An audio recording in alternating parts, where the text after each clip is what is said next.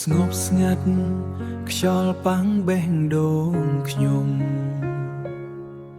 អានុស្សាវរីយ៍ចាំងក៏នៅតែបនលឺក្នុងចិត្តមនុស្សដែលធ្លាប់និយាយថាស្រឡាញ់ចុងក្រោយក៏ទៅបាត់ដូចខ្យល់ឆក់ចេញពីជីវិតខ្ញុំរៀនទទួលយកការពិតថាស្នេហ៍មិនមែនគ្រប់គ្នាអាចថែរក្សាបេះដូងខ្ញុំចង់ស្ងប់សិន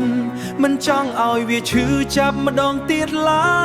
យម្នាក់ឯងសិនចោះបើមិនទាន់ជួបអ្នកច្បាស់លាស់កុំឲ្យបេះដូងខ្ញុំទុកចិត្តខុសមនុស្សទៀតរងចាំអ្នកដែលមើលឃើញតម្លៃខ្ញុំពិតប្រាកដមិនមែនមកស្រឡាញ់ហើយចាកចេញទៅ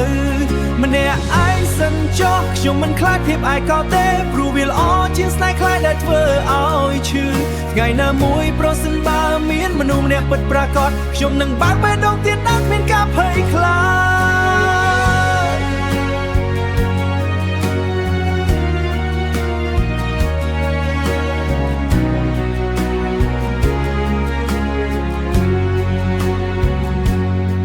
មនុស្សជាច្រើនក៏ឆ្លងកាត់ជីវិតខ្ញុំប៉ុន្តែគ្មាននរណាម្នាក់នៅយូរជាមួយ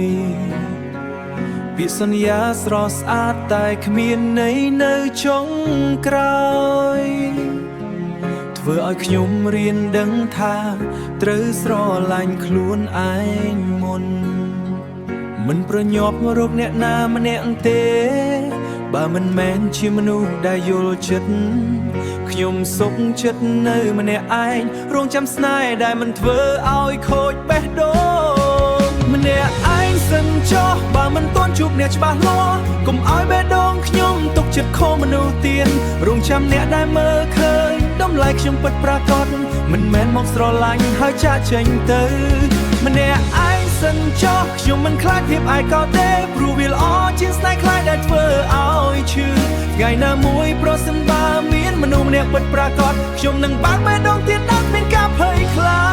ចថ្ងៃណាមួយប្រហែលជាខ្ញុំនឹងជួបអ្នកនោះអ្នកដែលមិនធ្វើឲ្យខ្ញុំសង្ស័យរហូតដល់ថ្ងៃនោះនឹងថែរក្សាបេះដូងខ្ញុំឲ្យរឹងមាំដោយខ្លួនឯង